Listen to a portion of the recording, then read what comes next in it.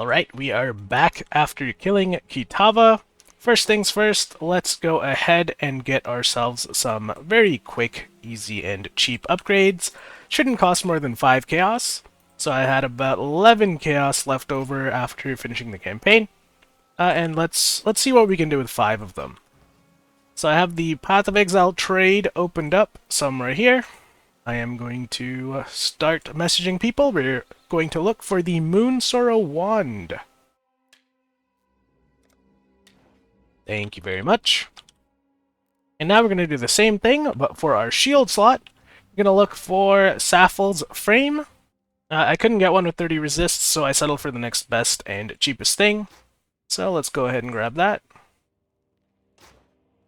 Thank you. And back to the hideout we go.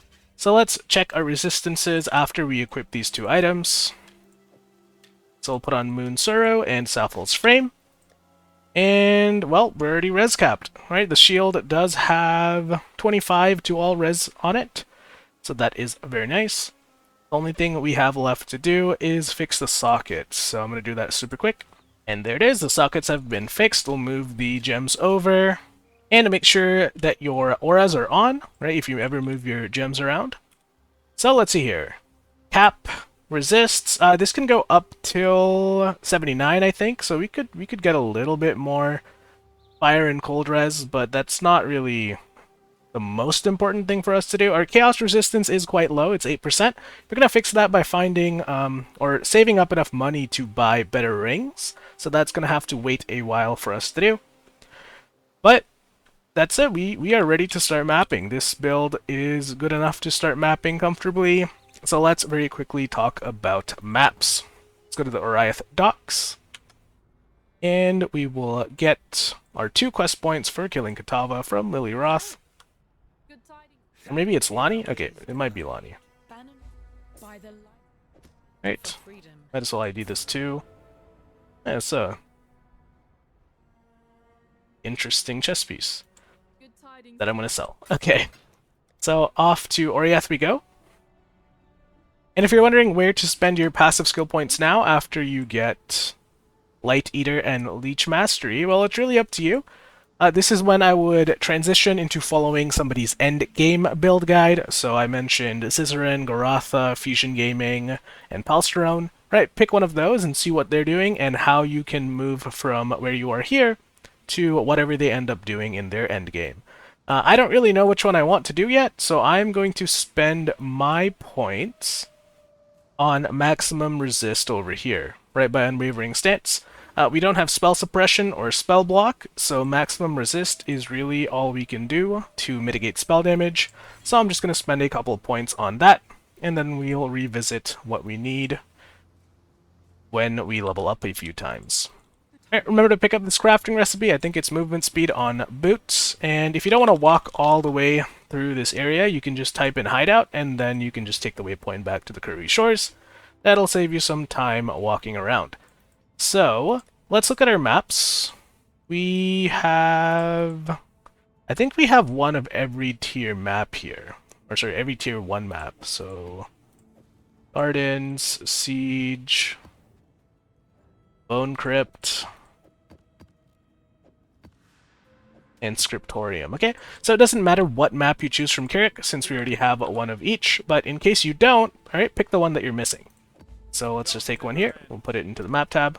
Alright, our next goal is very simple. We are going to want to start Atlas progression. So if you press G, you'll see here that we have a clean slate. You can only see the tier 1 maps at the bottom over here. And our goal is to do the bonus objective for each and every map that we'll find on this atlas, right?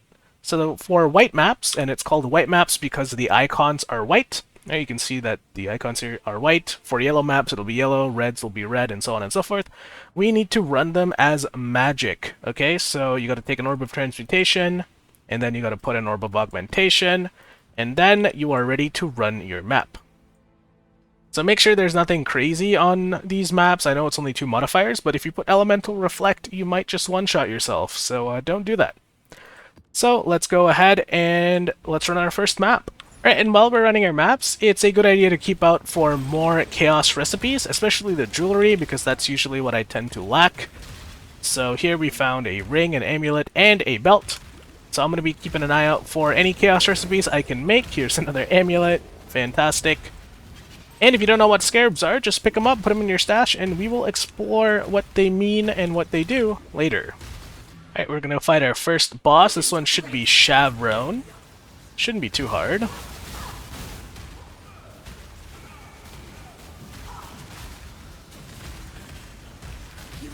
Alright, and she's dead, and our first map is complete. Now, I haven't full cleared it yet, so I might go back to clear out some of the monsters, just because when you first start, you don't have a lot of maps to work with. And you'll notice we got a HIERO mission, so that is very nice, because I'm going to show you what we can do with that in just a second.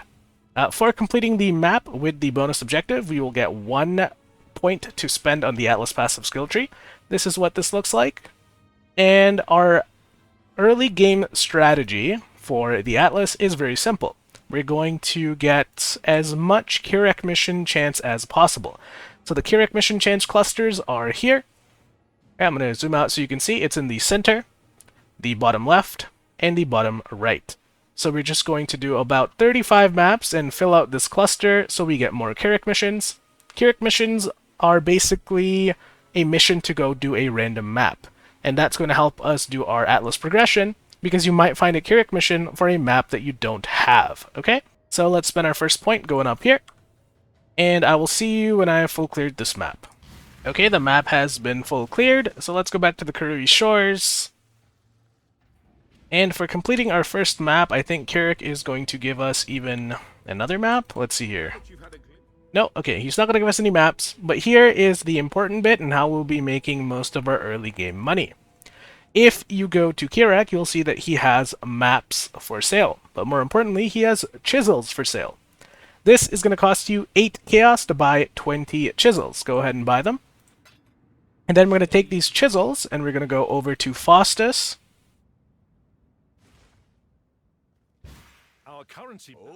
And we are going to go to the currency exchange, control-click chisels, click I want chaos orbs, and here I'm going to say I want 16 chaos or 20 chisels. Alright, and then we'll place the order, and we're going to wait for that to fulfill. And there it is. Alright, it took less than a minute, and we have changed our 8 chaos into 20 chisels, and then sold those 20 chisels for 16 chaos. Very nice. Now, how does this relate to what we were doing before? And, you know, while we're here, I'm going to invite Faustus to our hideout, so I can just do the vendoring from the hideout. If we go back to the epilogue, where is this? Karui Shores, and we talk to HIERO. How's the trail? Right, you'll see that his inventory no longer has chisels for sale. Right, we're going to reset the vendor using the Atlas mission. So this is the HIERO mission that we found for completing the map. It's not a 100% chance to get the HIERO missions, and you have to invest into HIERO missions on your Atlas skill tree to increase that odds of finding this when you kill the map boss. Okay, so what we're going to do as we progress our Atlas is farm up a bunch of these missions, and we're going to turn 8 Chaos Orbs into 16 repeatedly until we have a couple hundred Chaos. So what else is there for me to say? I would recommend that you climb vertically. So you'll see here that we start at Tier 1, and then you'll find Tier 2 maps, and then Tier 3, Tier 4, so on and so forth. People get into this bad habit that they need to complete all the Tier 1s, and then they'll do Tier 2s, and they'll complete all the Tier 2s, and then they'll do Tier 3, and so on and so forth. Right? That's not in your best interest. You're going to want to climb up as high as possible. Now, you don't need to go into yellow maps, just stick with whites. You're going to climb up as high as possible, and you're always going to want to be running the highest map you have available that you don't get yourself killed in. Okay? And that's because you can always come back down to run the lower tiers that you missed. It's kind of like fill in the blanks, right? You want to climb as high as you can, get as many blanks filled as possible, and then come back and use a strategy to kind of fill in the missing blanks. Right? That's what we're going to be doing for the early Atlas strategy. Now, with that said, I have a lot of maps to run and very little to say, so I'm going to leave you with a little montage of me killing the map bosses for the white maps. I'll see you soon. Oh, and I guess the last thing before we leave, if you forget if you've completed a map or not, hover over it and press Alt. That'll show you if you have the map and the bonus objective complete. So as you can see here, we have the Scriptorium map complete. And the last and probably most important thing is that once you beat your first map, you can have a map device in your hideout. So for the Lush hideout, the map device is going to be all the way in Narnia over here. You can click edit and drag it over.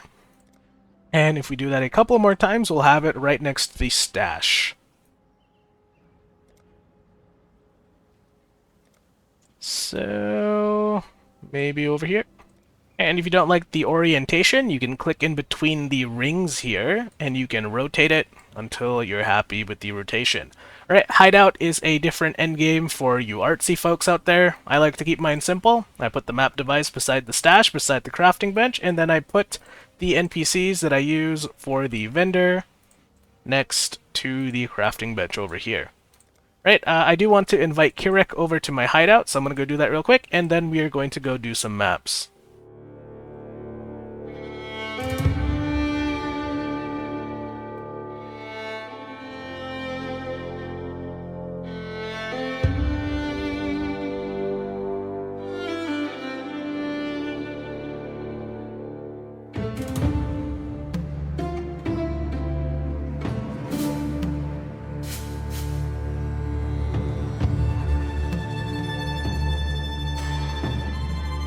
Alright guys, so we're back after a little bit of mapping. We've done almost all of the white tier maps. I think I'm missing Fungal Hollow here, which is a tier 3 map, as well as Plateau, which is a tier 5 map. I also managed to get a couple of unique maps and a tier 6 yellow map by accident. Kirik gave me this as a white map mission and it just counted as the tier 6 map completion. So that's nice. I want to show you how to get maps that you are missing if you happen to be missing them. So there's going to be two methods of doing this. I mentioned that I was missing tier 3 Fungal Hollow. So you can trade up 3 maps of the same type and it'll give you 1 map in the next tier up. So if I trade 3 dunes, it's going to give me a tier 3 strand. And depending on which dunes or which item IDs you use, because each item has a different item ID, you are going to get a different outcome from the vendor. So if I put the first 3 here, it's going to be strand. If I put 1, 2, and 4, it's going to, well, that happens to be strand again. 1, 2, and 5 is Fungal Hollow. And just to demonstrate, I'll do 1, 2, and 6 is bog, okay? So each of these maps have an individual item ID, and you can combine and mix 3 of them to get 1 map that has the higher tier. So let's go ahead and get this Fungal Hollow. And the other method of acquiring maps that you are missing, let me just put these dunes away, is you can use Orb of Horizon. So Plateau is a tier 5 map, and I don't have enough tier 4s to combine 3 and make the Plateau. So we're going to use Orb of Horizon, which is going to reforge a map as another map of that same tier. So we're going to take a tier 5 map, Courtyard, and we're going to use Orb of Horizon until we get Plateau. Fields, Atoll, Ancient City, Colonnade, Ancient City, Courtyard, Colonnade, and there's Plateau. Okay, so Orb of Horizons are a little bit of a high-value item on League Start, but at this point in the League, they're completely worthless. So I got 9 of these for 2 Chaos. So I've got 2 maps left here to run. I'm going to go ahead and run them, and then I will see you. And that should have been the last map. Let's just end this delirium super quick. I don't really care about the reward.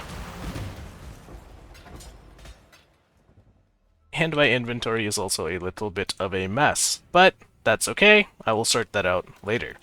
Put the unique in the unique tab. You don't need these boots. And my last point I will spend here. So this is what the atlas looks like. We have 40 points spent. I think there's 36 white maps, so I managed to get a couple extra points from unique maps, and also that tier 6 shore I told you about. So we've got the Kirik mission in the middle, the Kirik missions in the bottom left, Kirik missions in the bottom right. Maps found have chance to become tier higher. Alright, that's the modifier I was looking for. So we've got all of those on the tree, shaping the world, shaping the skies, shaping the mountains. I will put a link in the description for the Atlas tree that I have been using, so don't worry too much about that. And, well, let's just make sure we have all the maps done and that I'm not, going crazy here. And all of the tier 5s have been done. So all the white maps are now complete. That is awesome. And here is the extras of the maps I had.